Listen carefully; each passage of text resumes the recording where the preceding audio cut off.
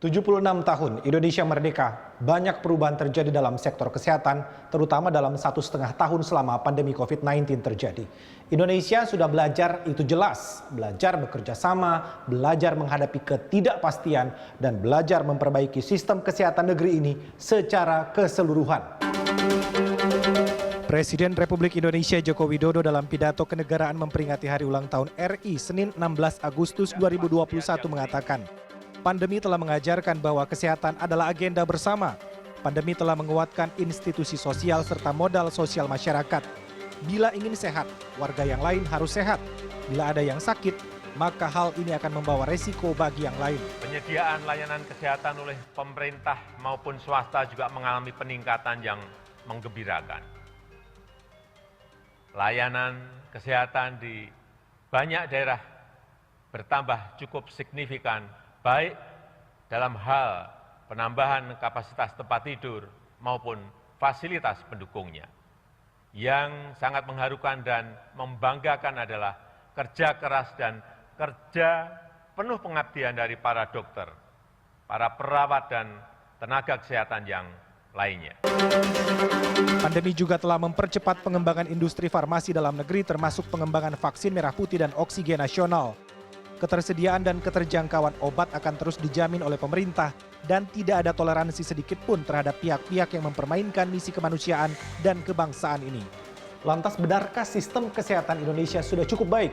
Guru Besar Fakultas Kesehatan Masyarakat Universitas Indonesia, Profesor Hasbullah Tabrani mengatakan, buruknya sistem kesehatan di Indonesia, biang keladinya adalah pembiayaan yang terlalu rendah.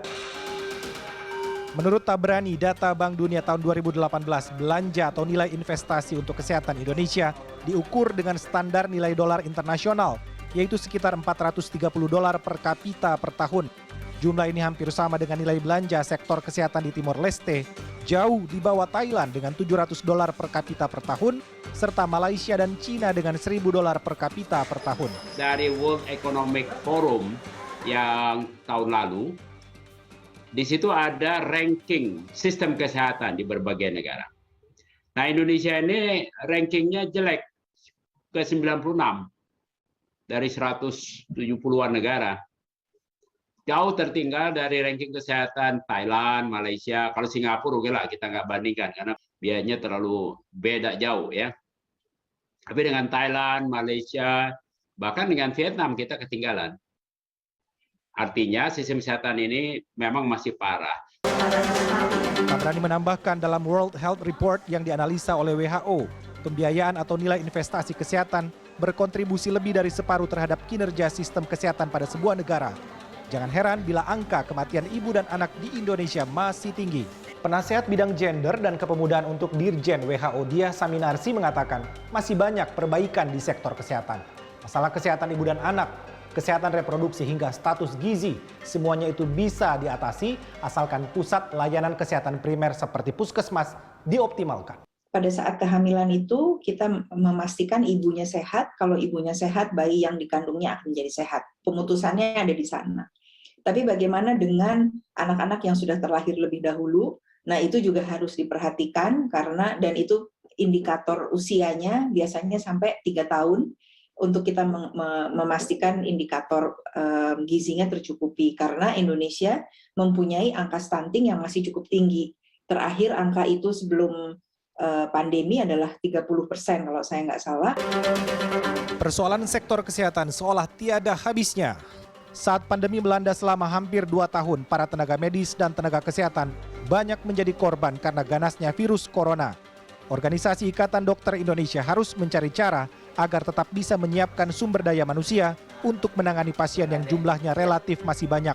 Penting bagi kami kalau di pelayanan itu penting. Pelaksana pelayanan itu kalau tidak mendapatkan tambahan SDM, itu akan berat bebannya bagi kami, Mas Arman. Beban berat ini SDM-nya terbatas, kasusnya banyak, Mas Arman. Nah, ini yang harus dicari jalan karena dengan seperti itu SDM yang terbatas dengan beban yang besar, maka ada satu dampak yang sekarang ini kita ngelus dada. SDM kesehatan kita banyak yang gugur. Menurut data dari tim mitigasi PBID hingga 3 Agustus 2021, Tercatat 640 dokter meninggal dunia akibat terpapar COVID-19. 347 adalah dokter umum, 284 dokter spesialis, dan 9 orang dokter yang tengah menempuh pendidikan spesialis.